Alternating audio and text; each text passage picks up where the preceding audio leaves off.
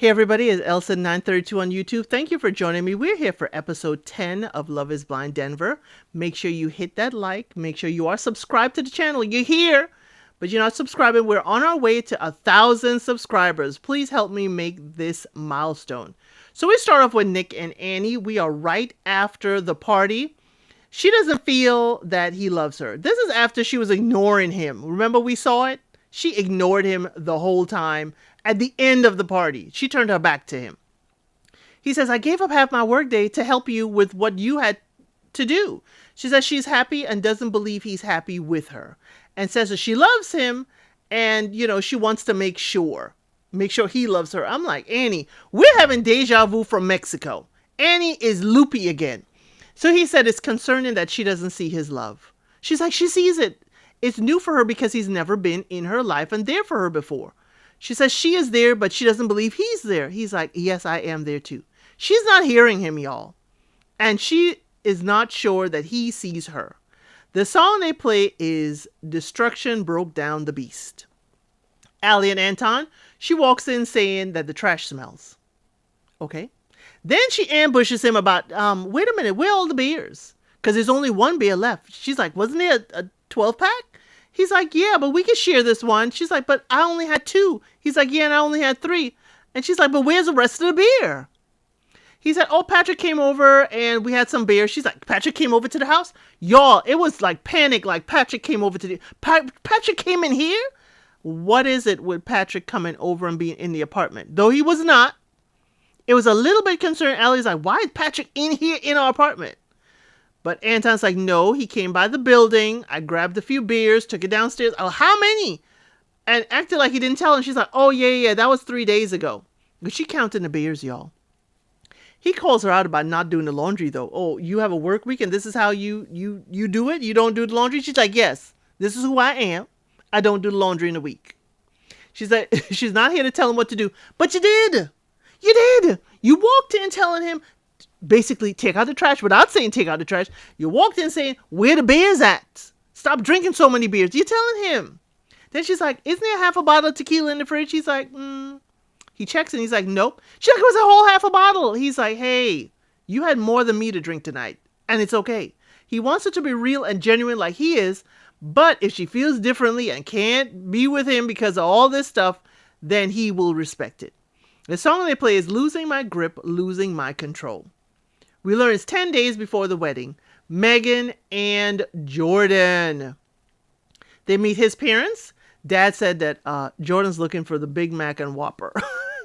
Basically the burger and fries. Remember, Megan is a foodie and she keeps saying, oh, he don't like this fancy food. That's correct, okay? And Dad was so funny because he knows that about his son. Dad also says that grandkids are reward for not ending your teenagers. I said, Dad, you are too much. You are a hoot. Mom feels like she knows Megan already. And Megan does ask, what is a successful marriage made of? And Mom says, you don't give up and you don't quit. Dad says it's a 10% love, 90% commitment. Megan asks for the blessing and gets it. And the song they play is 'Cause I'm Happier. Now, y'all put in the comments below, do you agree with Mom and Dad that this is the recipe for a good marriage? KB and Edmund, he is researching rollerblades and she's on the couch. It is frosty, y'all. It is cold there. KB says, why does she always have to bring up the elephant in the room? Maybe because you keep creating the elephant. I'm not going to say she just keeps on creating that elephant in the room. You keep putting off the elephant till it grows to huge size. But okay. Edmund says, I tried to talk to you, but you didn't want to hear me. He says, what I said, talking about it'll be nice to hear something nice, it was a joke. KB thinks that he is not accountable in his own retelling of the story. And she says she gonna talk and he better not interrupt her. I said, daggone it. Why does it sound like you his mama? Or his substitute teacher? So she says she asked him to run an errand for her because she knew it was Cowboys night. She needed some buckles, some hats or whatever.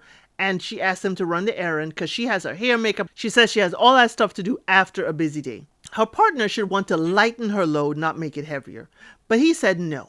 He didn't want to do it. And, he says, hey, my feelings were also hurt. But there was no beef, they said, when they approached the event. But when he said what he said, they all were looking at her. And he said that she didn't talk nice to him all day, and all the rest of the people were looking at her again. He said he can say nice things, but she always interjects. Okay. Now, he says nothing while she was first saying her rant, need somebody to lighten the load. I had a long day, da da da. And he's just rubbing his fingers slowly.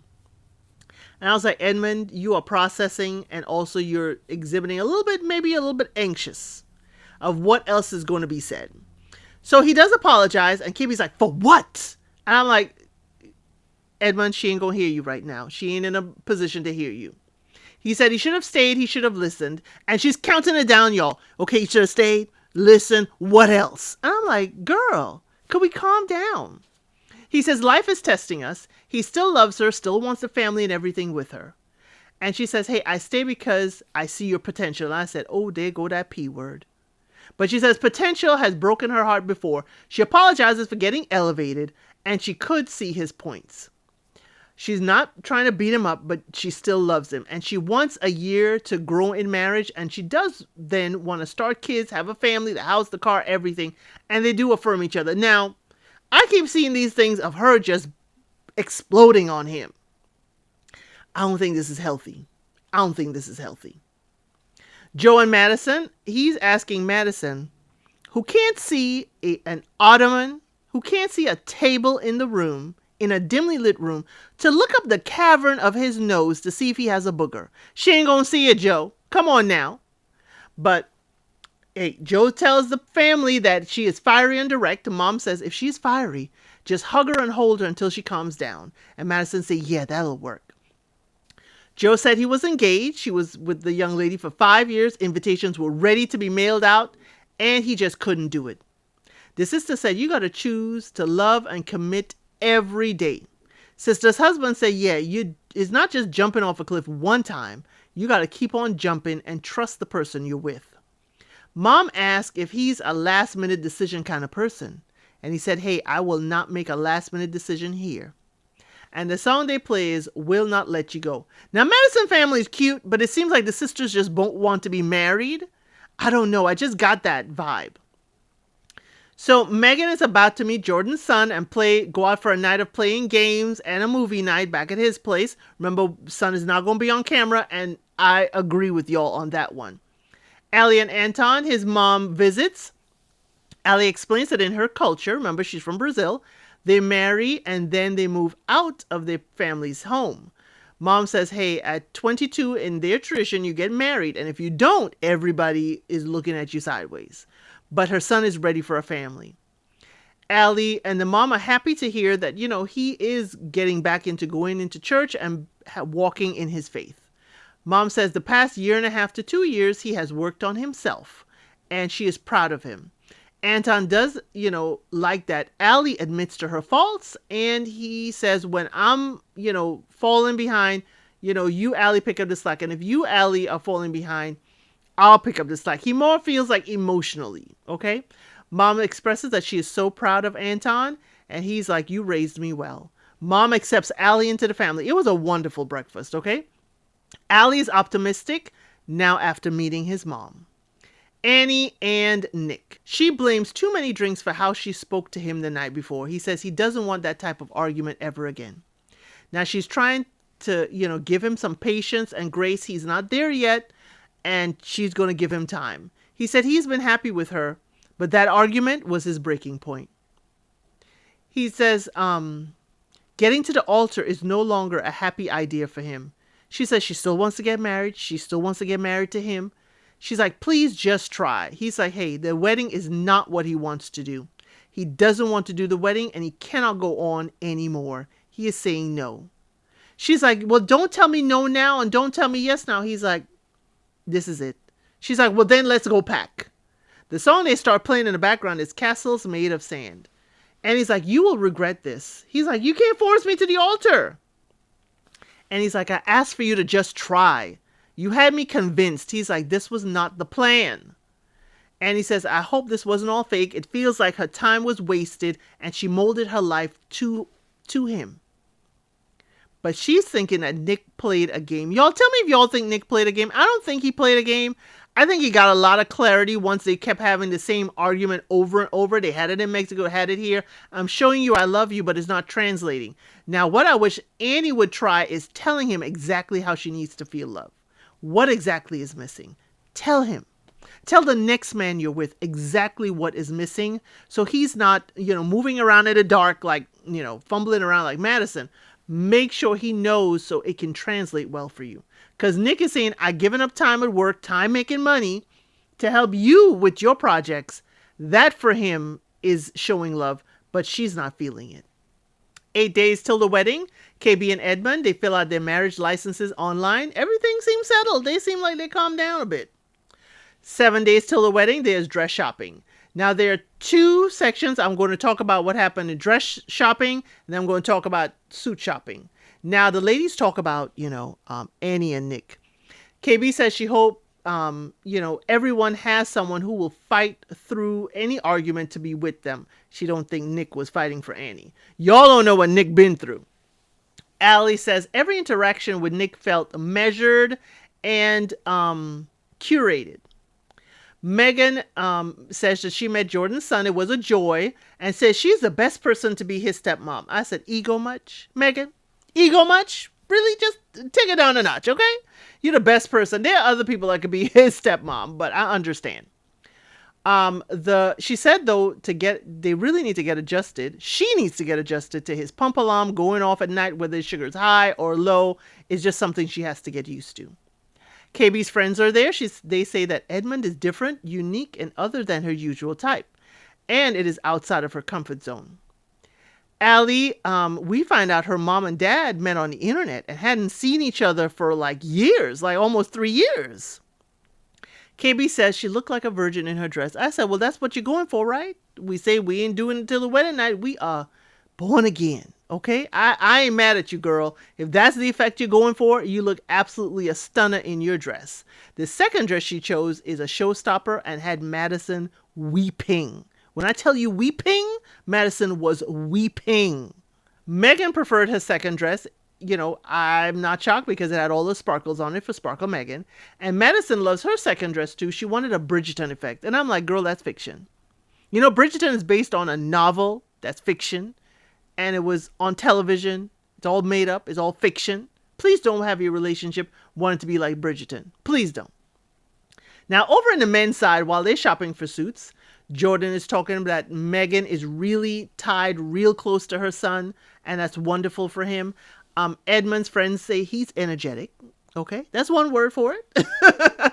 Joe says he overthinks, and his family and friends love Madison.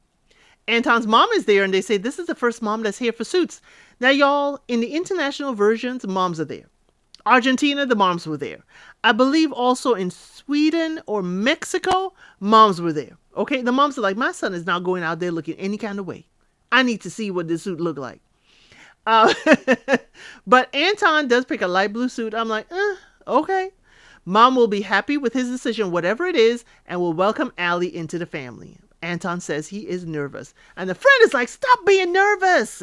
Stop being afraid and just be yourself. I said, yes, this is the cheerleader you need. The friend is like, hey, you go up there and you claim what's yours and you say yes if that's the woman you want. And if she's the woman that's right for you, she will say yes too. And I'm like, yes, where is the crowd? Where is the roar of the crowd? Because this friend was saying exactly what he needed to hear. And I was like, that is Anton, that friend, you got to keep him.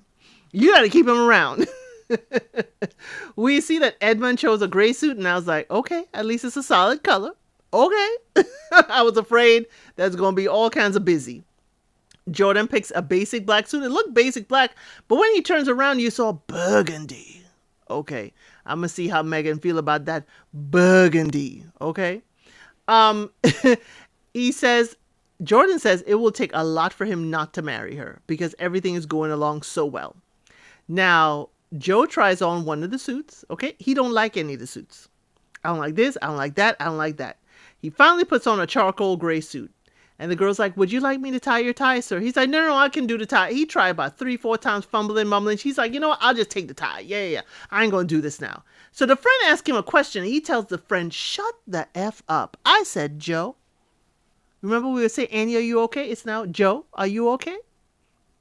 He said, this is stressful. This is real stressful. He walks out the room, tells production he got to get the F up out of here. He can't do this. And the friends watch him get into the truck and drive off. And that's the end of episode 10. Thank you for watching. Please like, share, and subscribe to the channel.